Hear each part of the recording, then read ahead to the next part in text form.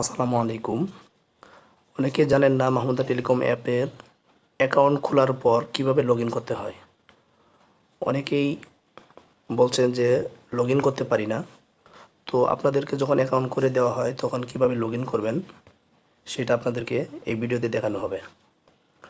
তো অ্যাপে প্রবেশ করবেন প্রথমত। তারপরে এখানে যে দুইটা অপশন আছে, ইউজার নেম এবং পাসওয়ার্ড।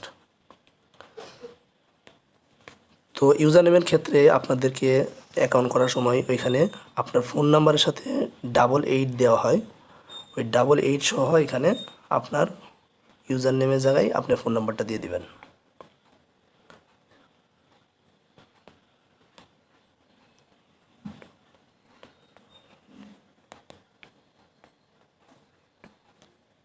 তারপর এখানে পাসওয়ার্ড দিবেন।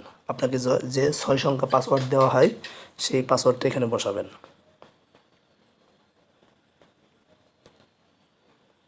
তারপরে লগ ইন করবেন। এখানে আপনার পিন, আপনাকে যে 4 সংখ্যায় পিন দেওয়া হয়েছে ওই 4 সংখ্যা পিন এখানে বসাবেন। তারপরে এখানে ভেরিফাই করবেন, এখানে ক্লিক করবেন। দেখতে পাচ্ছেন অটোমেটিকলি লগ ইন হয়ে গেছে।